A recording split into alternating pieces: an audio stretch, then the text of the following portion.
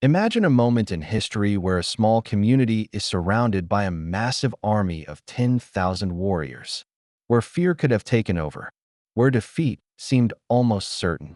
But instead of panic, a single strategic decision changed everything. This is the story of one of the most powerful defensive strategies in Islamic history. The Battle of the Trench, Ghazwah Al-Ahzab. When the Prophet Muhammad, peace and blessings be upon him, received intelligence that enemy forces were preparing a large-scale attack on Medina, he immediately gathered his companions for consultation. This was not just leadership. This was wisdom, planning, and trust in collective opinion. Among the companions was a remarkable man, Salman al-Farsi, may Allah be pleased with him. Being of Persian origin, he introduced a strategy that was unknown in Arabia at the time. He suggested, instead of confronting the enemy in open battle, a trench should be dug around the vulnerable side of Medina. This idea was accepted immediately. Why? Because Medina was naturally protected on three sides, by mountains, lava fields, and palm groves. Only one side was exposed, and that was where the enemy would attack. The Prophet, with deep military insight, chose to strengthen this weak point by digging a trench. The Muslims began the construction of the trench with full dedication. About 3,000 companions participated in this massive effort. The trench was approximately 5 cubits deep, designed to stop cavalry and slow down infantry. The work was divided among groups. Each group was assigned a specific portion of land. And the Prophet himself, he was not just supervising, he was working alongside them. He carried soil, dug with his own hands, and encouraged the believers.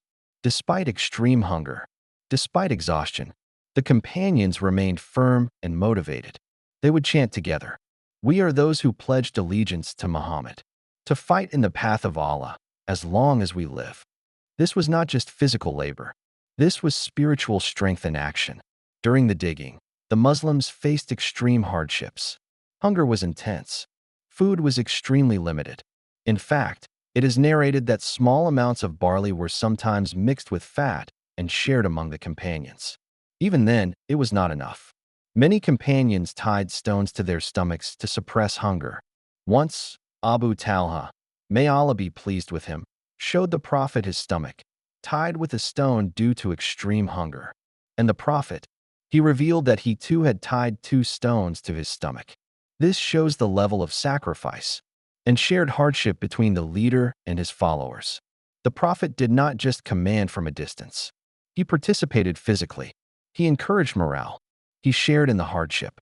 This created unity, trust, and unmatched determination. The trench became more than just a physical barrier.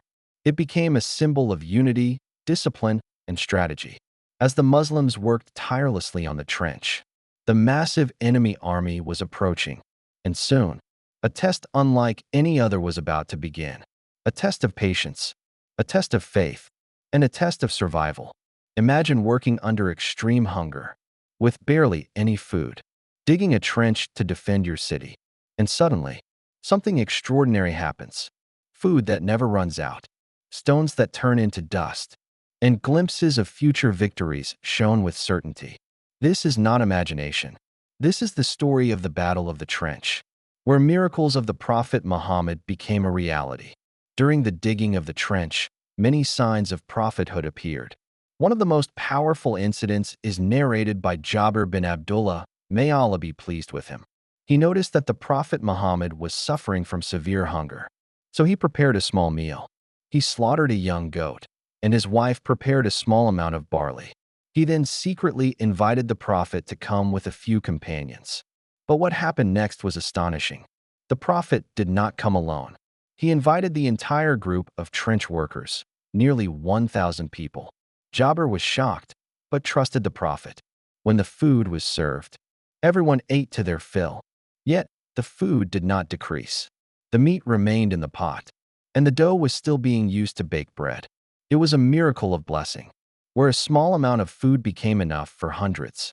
Another incident is narrated about some dates. The sister of Nu'man bin Bashir, may Allah be pleased with him, came carrying a small bundle of dates. She intended to give them to her brother and uncle. But when she passed by the Prophet, He asked for the dates. He spread them on a cloth, and then invited the people of the trench to eat. They kept eating, and yet the dates kept increasing, so much so that they were falling off the edges of the cloth. Another clear sign of divine blessing. During the digging, the companions encountered a large rock. They tried to break it, but it was too strong. They complained to the Prophet. He came forward, and with his own hands, he struck the rock with a pickaxe. With the name of Allah, the rock broke into pieces. At that moment, the Prophet gave a powerful announcement. He said, "Allah is the greatest. I have been given the keys of Syria. I can see its red palaces right now." Then he struck again and said, "I have been given Persia. I can see the white palace of Madain." Then he struck a third time and said, "I have been given Yemen. I can see the gates of Sana'a." These were not just words. These were prophecies. And he further said that Angel Gabriel informed him that he would conquer these lands. These words strengthened the companions. They were hungry. They were tired. They were facing danger. But now they had certainty. They believed that victory was coming, not just in that battle, but across future generations. Even companions like Salman al-Farsi, may Allah be pleased with him, recognized these signs. He confirmed that the description given by the Prophet matched the lands he knew from his homeland. And this increased their faith even more. During the hardship of the trench, Allah showed signs of mercy and gave glimpses of future victories. From hunger to abundance, from difficulty to hope, from fear to certainty. This was not just a battle. It was a moment where faith was strengthened and the future of Islam was written.